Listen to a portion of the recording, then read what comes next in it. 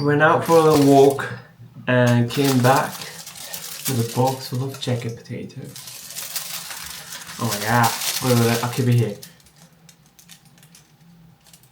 Let's see, let's do a taste test.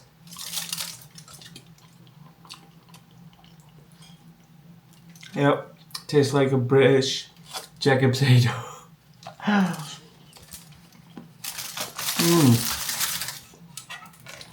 Oh my god.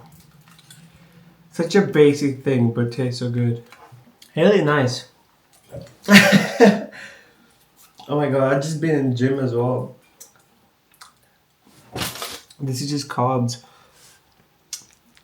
But it tastes good. I don't know if this is the end of a video or filming another one. Let's do another one. Let me share what's in my trolley, my app trolley.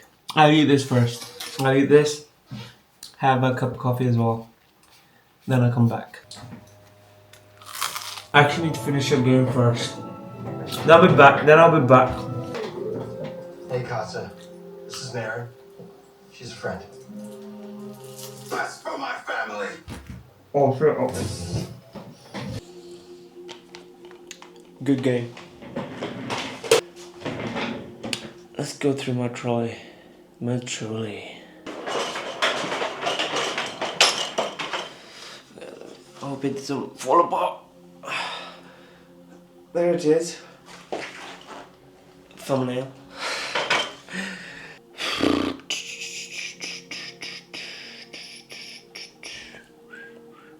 The first thing I'm gonna show you is the paints, because that's the question I get asked a lot.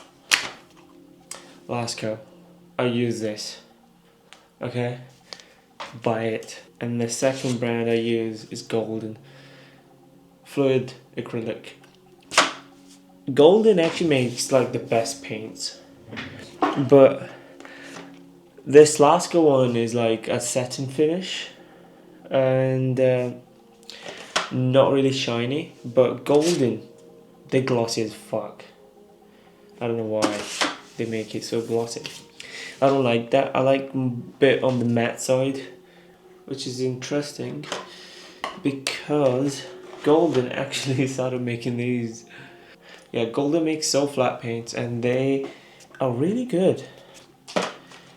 Like if you do flat paintings and that sort of stuff, just a couple of layers or even one if you use like the right brush in the right way, and it's like not really soft body acrylic like this one, but just a little bit thicker than this, like nail polish. It's pretty good.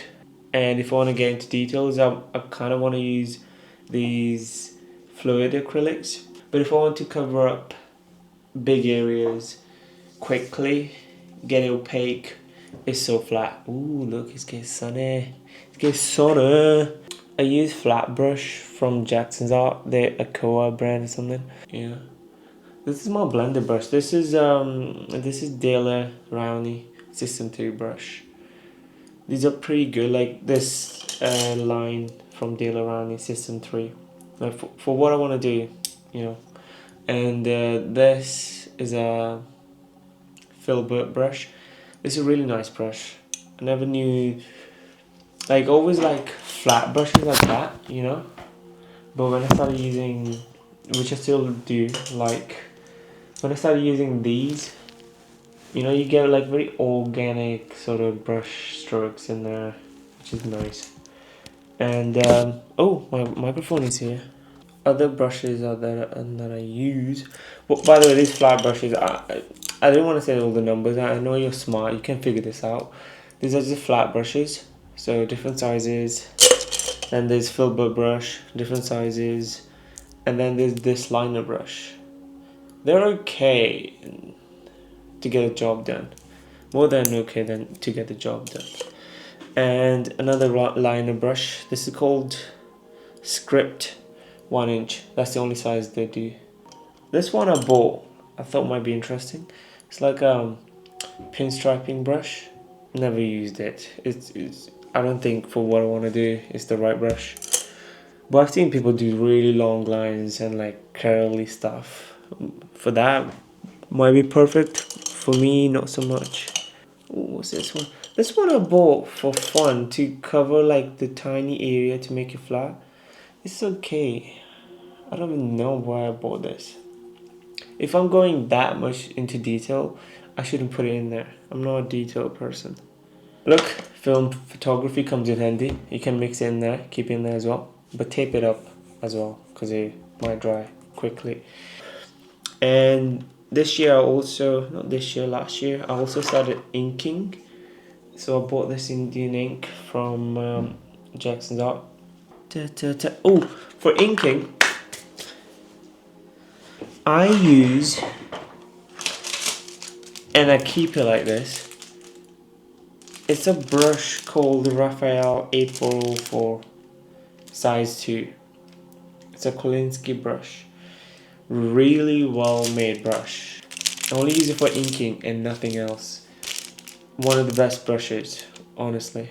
I clean it, I take care of it. I don't dip the brush into ink all the way, so it doesn't get into this metal part. And I want to keep it that way. And then I put the thing on top, put it back in there so I can like toss it around without worrying too much, because it's for like very clean work. What's this? Wow, there's so much dust on it. Look, I haven't used it in a while. This is a fabric medium from Liquitex,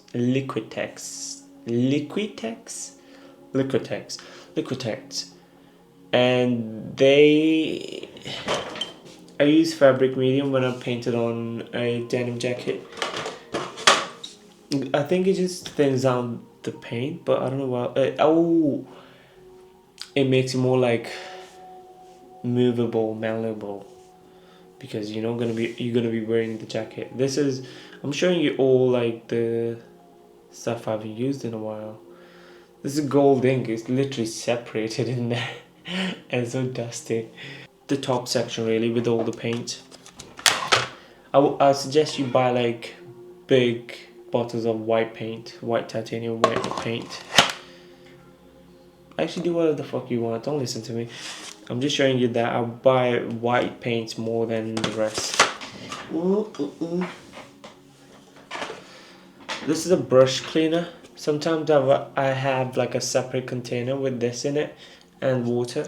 I clean in the water jar, then I clean it into another container that has this in it. And another one I have is another hold up, probably the best brush cleaner I've seen or used. I had another one to try it out, and now I use that empty container for like paint I mix. Yeah, really good. I bought a bunch of markers as well to try out. Just didn't work out well, not for me here. I bought like a bunch of different sizes, nibs, more nibs in there. I have this one mixed with ink and then water. And this is open thinner. That thins down the paint a bit, and then look, I've written down as well how much I should put in there. Because I can't keep going on the internet and typing how much what's like the maximum amount each time I want to use it. So I just write it on the thing. More paint, bigger bottles that I haven't touched because I haven't finished the small bottles. They'll last ages, man, if you paint like small. But I got big ones because I was about to paint bigger paintings, but as you can see, it's not easy to paint big being at home. Yeah, this is a retarder, and it's literally to slow down the drying time of acrylic paint if you want to blend things. Really good. I'm impressed by this. A little bit goes a long way. I remember I added a bit too much at some point. It wouldn't dry. Even with a hairdryer, it would just take ages and ages. What else? Ooh, these side things are pretty nice to keep random stuff in. Looking at this, I'm just thinking how much cleaning I have to do. So much dust on there, man. Keep the older brush now as well to give like to add some texture into paintings. Look, I started literally going like a barber, just started going really roughly, and then it gave this sort of shape. And now I use this for texture. I remember when I used to put matte medium, when I put matte medium on bigger canvases, I want to seal the sketch and make the area smooth. So I had this brush, like the painter's brush. Not a good choice. Because you want to get something like that, really thin, you know? Because that's just going to soak, the other brush, the bigger one, will just soak up all the medium and everything. This is good. Some palette knives come in handy as well. Why? Because for paints like this that have like a lid on them. Otherwise you can just open the top, squeeze some paint out. With this one, you know, you need this. Otherwise it's a lot of mess. And then you want to mix large amount of paint. Pretty good. A lot of used brushes. I used to throw them away. Now I just keep them. Like, I think they will come in handy here and there. Pastel markers. I use Molotovs as well. They're really good. Really good. It's just like a set I bought. And now I try to add this into my paintings as well, where it's possible. I try to do line work or do really add like really rough marks. Oh, I didn't know that was in there. A pencil. Sharp Lines Ultimate Dark. I don't know where I found this pencil. Probably stole it from my sister or something. It's really good. I haven't seen this pencil in like a year or two. Okay, before I move down to the bottom shelf, let me show you what's in my pencil case as well. Where's my pencil case? I left it upstairs. Turn this off as well. Okay. I know it's not in the trolley, but like, you know, get what I mean. Art supplies. Some new stuff as well that I've bought. Okay, I'm just gonna grab things from there. This is... It's an interesting pen. Really thin line. And you can just put the pen down. Go like that. Clean line. Just a normal ballpoint pen. I love this eraser. You can like... When you want to erase just a small part of a drawing, you can just get in there. You know what happens when you put down a bigger eraser like this one. This is something I've started using recently. Maybe like a year. This is a lead holder, right? And this is about to finish, as you can tell. Oh, did I break it? Press this thing really hard. It doesn't break easily like a pencil. You can buy like a whole pack of those leads. Here. Oh, focus. Look at that. Look how cool this is. Damn. And you got all the leads in there. So once that finishes, I'll put that in there. And you can buy different kind of hardness. You can buy your 6B, 3B, 6H, whatever. I like it. I just use HB. I don't know how I got my nose blocked. And also, this is Unipin. I don't even know what the brand was. I just remember buying these, the art shop we had in my architecture school. I bought like 0.1, 0.2, 3, 4, 5 brush pen as well. This turned out to be really shitty, or I just messed it up real fast. It doesn't have the same sharp tip. Look at the tip. It's messed up. But can't throw this away. You can use it for like rough textures and dry brush techniques. Fine liners, I don't know, the right stuff. What's this? A color pencil, black color pencils, you know, to make some areas dark. Applying some shadows in the drawing before you paint. One of the best mechanical pencils. 0.3. I've had this.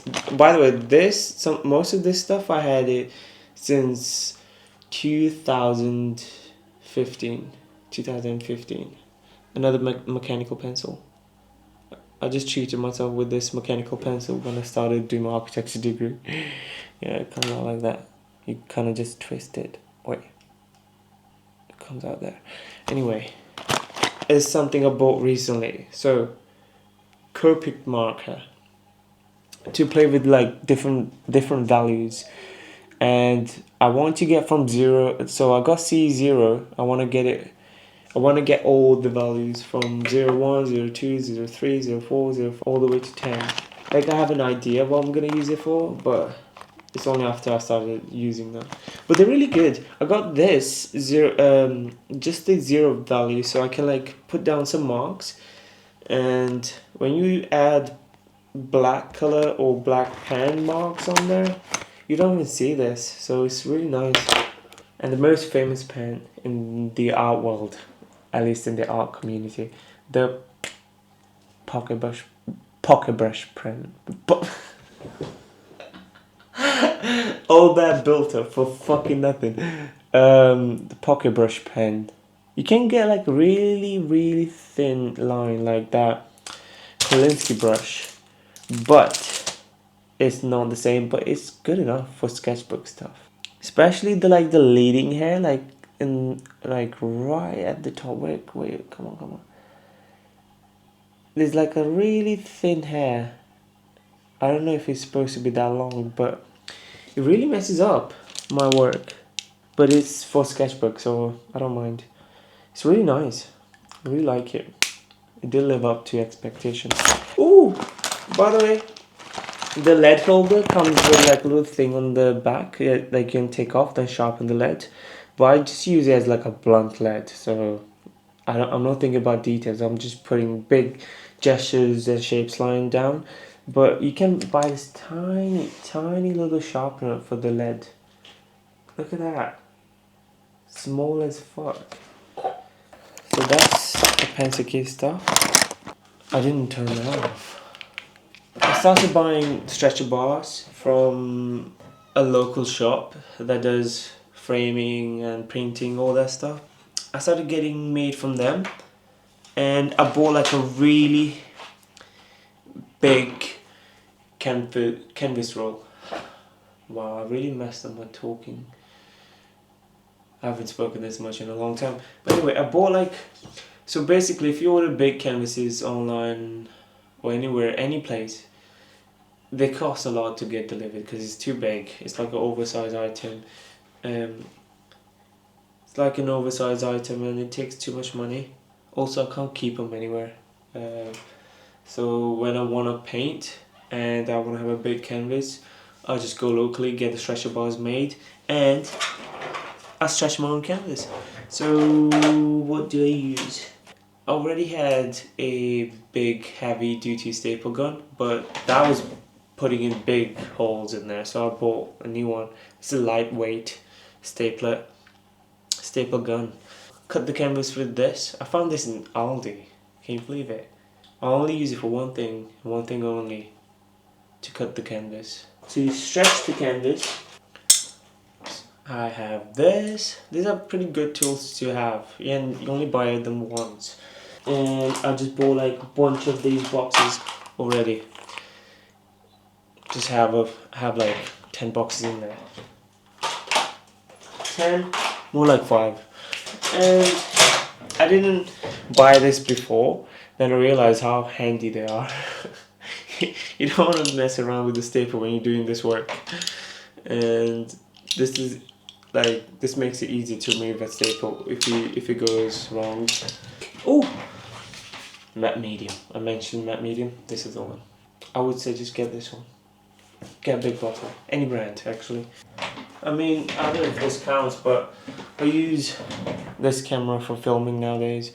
Not the best thing for filming, but for photography, oh my days. Fujifilm knocks out the park. This camera was supposed to be my everyday camera, like take it around, take pictures. But then I sold my Sony camera. I was just stuck with this and this new one. The lenses are what makes everything different. So this one's for like marketing stuff, for like getting those cool shots. So 56mm, 1.4, blurry stuff, lots of lighting, and minimal distortion. This was just a trolley, wasn't it? Fuck it. This is a 27mm lens. This is the best lens if you just want to walk around and take pictures. This is probably my favorite lens, personal favorite lens. It's a macro lens. Look how small this is. Macro lenses can be really big, and if you look at macro lenses, a lot of them are manual focus or just don't have a good autofocus. The Fujifilm one is really good, really good. If I wanted to get a different one, it would have been 80mm or 90mm or 100mm, somewhere there. They're too big. And another thing I want is like just keep this stuff small. And if I'm traveling, not that I do that a lot, but why I like travel size is because it's easy to carry around, takes less space, that sort of stuff. I'll show you my tripod as well. This is a tripod, carbon fiber, and yep, clicks, rotates, gets longer. The ball head is on a different thing. That goes on there, and then camera goes on there. And this is a separate thing I bought, so the camera play just kind of clicks in there, and I don't have to screw things all the time. This is like one of those overhead shots thing. Really neat, really good.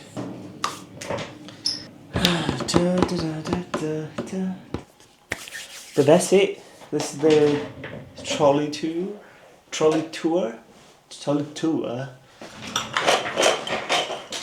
When you say hi. Everyone was blasting my phone at 7. But please try. I said already no. But we might not come, but we'll try our best. Where have you been? I got you jacket potato. I'm gonna take a shower. Okay.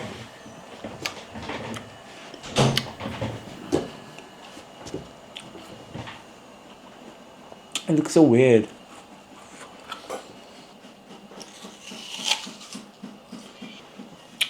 Anyway, hope you like it. To that.